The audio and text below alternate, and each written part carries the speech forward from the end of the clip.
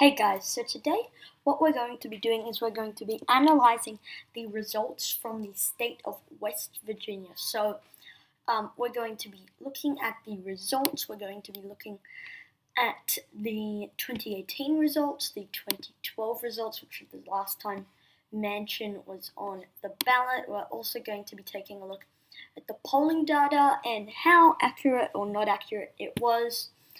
We're also going to be looking at the actual results, and then we're going to compare it to my final prediction and how accurate or inaccurate I was. So, what we're going to do, we're going to start off by looking at the results in previous elections, the last time Joe Manchin was on the ballot. Now, I don't believe he was on the ballot. Yeah, he wasn't on the ballot in 2006, but Joe Manchin took another Democrat's place, and he won with 53.5% of the vote as someone who was pretty much new to politics. So pretty impressive stuff for Manchin, just winning on his first try in that 2010 special election.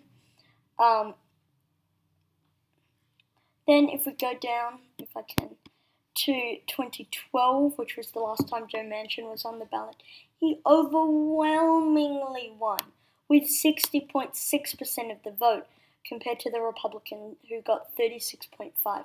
The county map, it was almost all blue. If we look at how much blue it went, I don't know if it'll let us.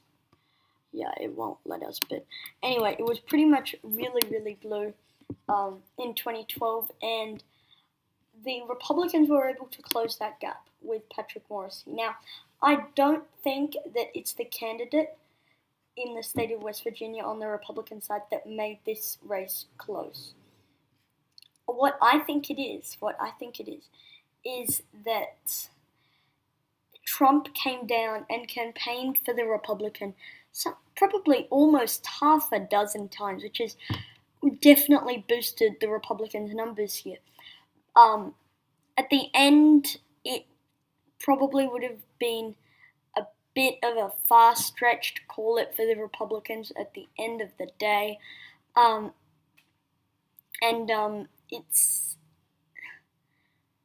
It really was quite a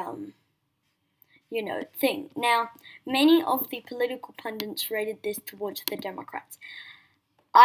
They rated it lean D, tilt D, lean, toss up by Real Clear Politics, which probably was a bit lenient towards the Republicans, and then lean D and lean D. Now, again, I don't have a problem with leaning D, but I really felt like from the polls that we had been seeing, we had a poll that showed Joe Manchin leading by 16 points, which is incredible for a Democrat in West Virginia.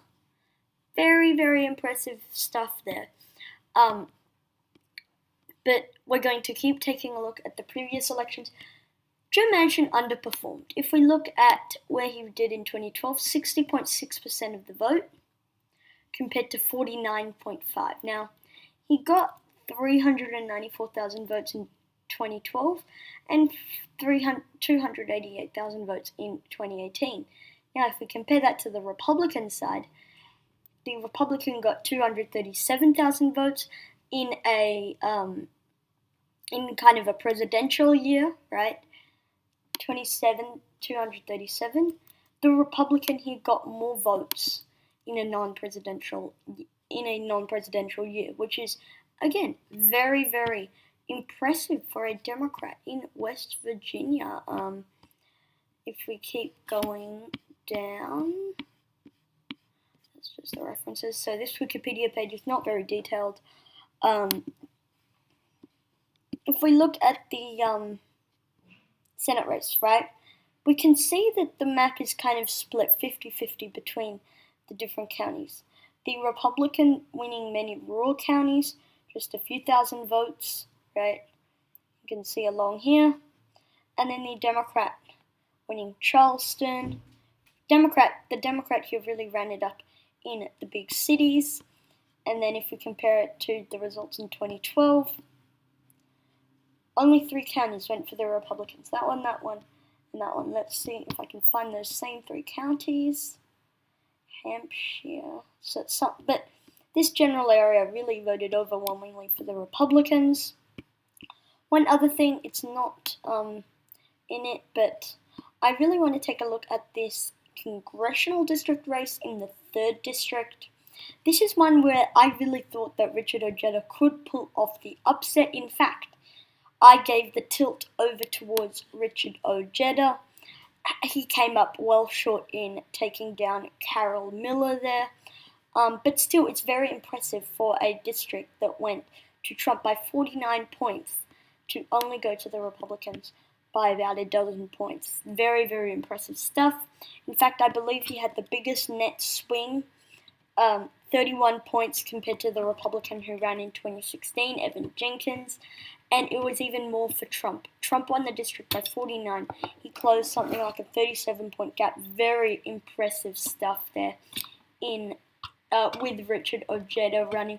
This shows that the Democrats need to run strong candidates in rural districts, and if you do, you have a chance to win, because this was a district no one even thought would be within the realm of competitiveness.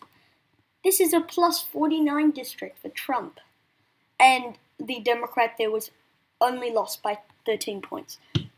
Nothing to brag about losing by 13 points, but it is something to brag about losing by 13 points when Trump won your district by 49.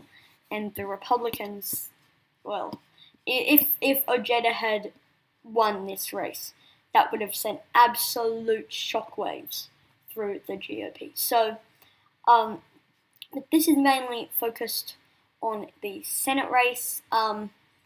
Again, overall, Patrick Morrissey performing better, but still coming up a bit short.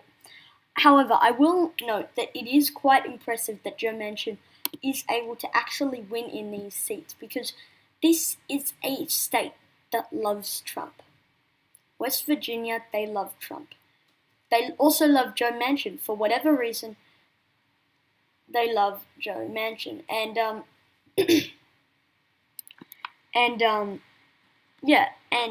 it's definitely important for that one.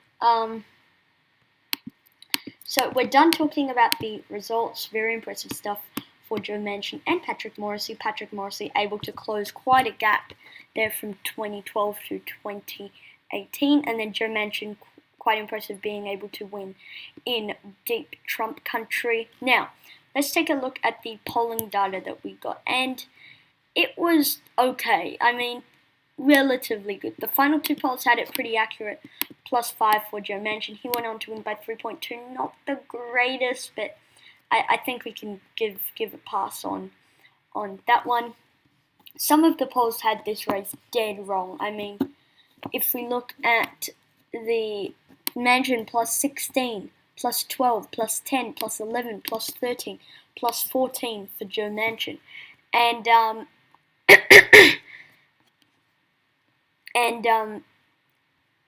yeah, it's very impressive that he was able to do that. One other thing, what really pushed Joe Manchin over the line was Kavanaugh. He voted in favor of confirming Brett Kavanaugh to the Supreme Court. That got him over the line, in my mind, because there was a poll that came out that showed if he was going, it might have been this one, I'm not exactly sure. There was a poll showing something like if Joe Manchin were to